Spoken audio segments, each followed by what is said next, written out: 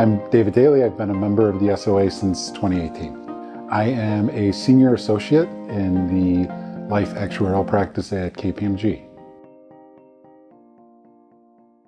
The chance to use some of my natural, talents and skills in mathematics, in problem solving and analytics, is what drove me to profession.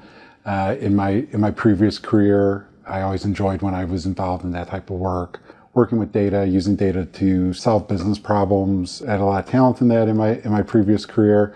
I was able to use that to advance myself in that profession. And I said, well, if this is what I really enjoy and I'm good at, should look into a career that lets me leverage these skills more.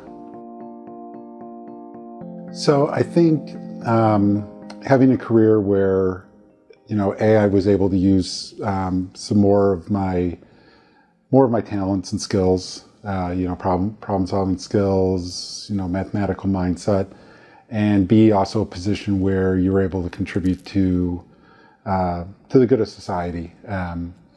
You're able to work on products, and you're able to empower the industry to offer products that protect people's retirement, protect their income, let them provide, have them be able to provide for their family in case unfortunate circumstances fall on them.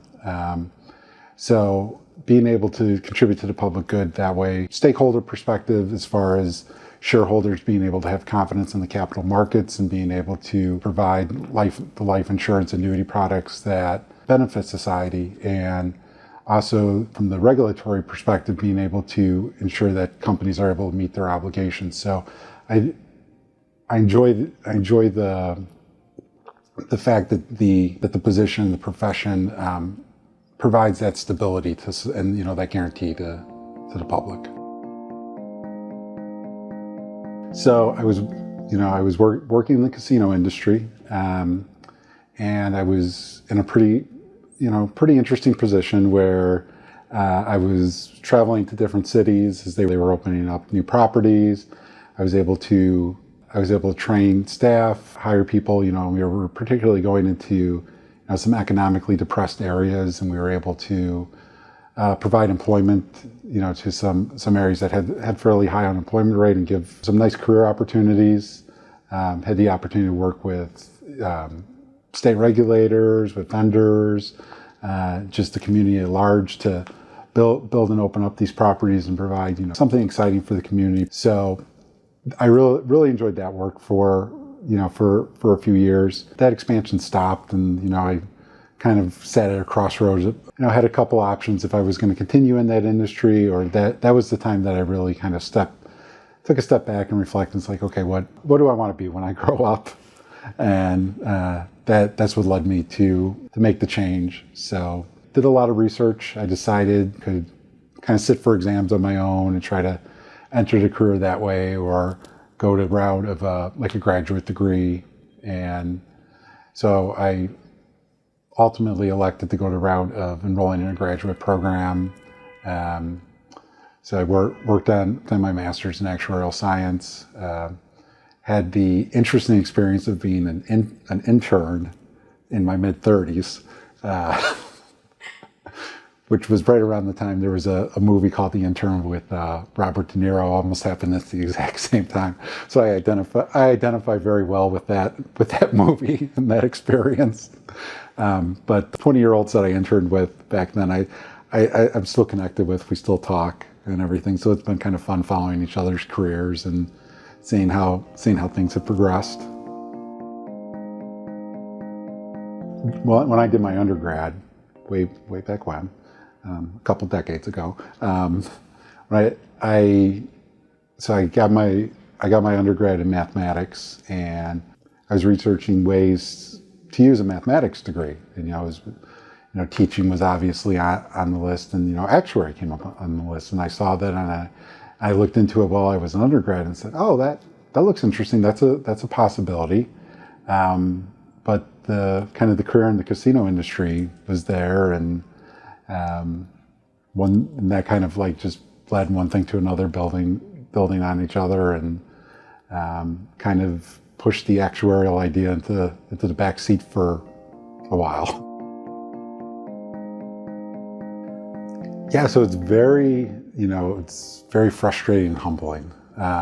You go from, I was in a career where I kind of felt like I was the problem solver. I was the subject matter expert. When a situation would come up, I would be the one who would get the phone call and be like, hey, what do we do? What's next? How do we fix this? How should we handle this? And going from that to going into an actuarial role, and my first job was in annuity product development and annuity pricing, and going in and starting with that job, and always so thankful for that first job.